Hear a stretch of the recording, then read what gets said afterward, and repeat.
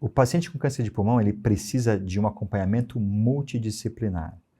E isso tem que lembrar que a gente está falando de um paciente que muitas vezes ele já é debilitado pelo câncer e ele precisa de um suporte não só oncológico, no sentido de tratamentos, de químio, de imuno, de terapia-alvo ou de outras terapias, mas também de um suporte nutricional, de um suporte fisioterápico, de suporte psicológico também. Se a gente for pensar no paciente que consegue ter um diagnóstico precoce e que vai ser candidato a uma cirurgia, ele precisa de uma reabilitação, às vezes pré-operatória. Porque muitas vezes estamos falando de pacientes que são tabagistas ou ex-tabagistas, que já podem ter outras condições clínicas, como um enfisema pulmonar, ou que a reserva respiratória já é ruim, e para a cirurgia tem que estar bom. Então não é incomum nós termos também, junto com a equipe de fisioterapia, com o médico pneumologista, que habilitar esse paciente, talvez até um mês e pouco antes da cirurgia, para que ele possa ter condições respiratórias e cardiovasculares para fazer a cirurgia.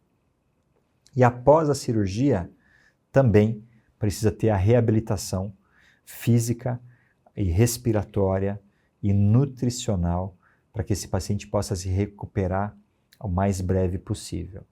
Uma coisa que às vezes a gente esquece é que o paciente idoso, acima dos 60 anos de idade, ele, em geral, tem uma massa muscular menor e ele perde essa massa muscular que ele tem com mais facilidade. Então, quando nós preparamos um paciente, quando você auxilia um paciente a fazer a cirurgia, lembra que ele vai ter que ficar imobilizado por um tempo. Tem a dor pós-operatória, ele interna, pode ficar na UTI, pode ter alguma complicação, então ele vai ter um tempo de imobilização relativamente alto para a idade dele, e nesse tempo ele vai perdendo a massa muscular. Ele pode vir a ter o que a gente chama de sarcopenia, que é uma perda de massa muscular importante e que muitas vezes é difícil de recuperar quanto maior a idade. Então essa reabilitação é fundamental.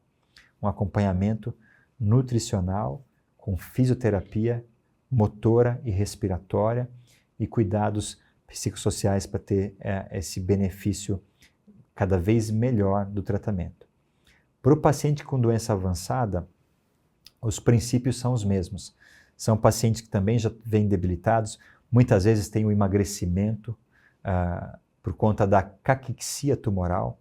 Então o tumor, além dele consumir a energia vital do paciente, consumir os nutrientes para crescer, ele também leva a uma perda de apetite.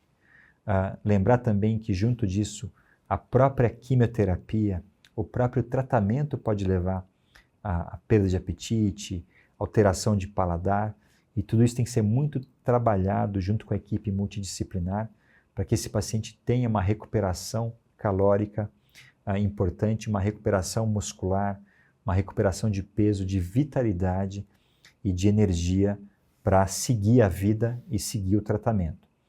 A gente sempre comenta que o paciente que está em tratamento oncológico, antigamente se dizia, poxa, ele vai receber uma quimio, vai receber um tratamento oncológico, deixa ele quieto, não faz muito esforço, deixa comer tudo que ele quer. Não é bem assim. Então, mesmo durante o tratamento oncológico, é fundamental que o paciente tenha uma rotina e que ele possa se exercitar, que ele possa fazer exercícios respiratórios, de preferência com um profissional de saúde junto, que ele possa fazer uma reabilitação física e que ele mantenha isso ao longo do tratamento. Do ponto de vista nutricional, se precisar retirar alguma coisa que esteja ruim na dieta e acrescentar outras, é importante que isso seja feito e que também tenha um acompanhamento. Então a gente tem que lembrar e reforçar isso. O tratamento oncológico não é só fazer a rádio, a químio, a imuno ou a terapia-alvo. O tratamento oncológico ele envolve uma equipe, desde o seu diagnóstico, passando pela pré-habilitação para o tratamento e indo para a reabilitação durante e pós-tratamento. Fazendo isso, a gente consegue desfechos melhores, um benefício maior para o paciente, maior resposta ao tratamento, redução de sintomas, redução das taxas de internação desses pacientes e acabamos tendo uma redução tanto de custo para o sistema de saúde e melhorando muito a efetividade do tratamento para os nossos pacientes.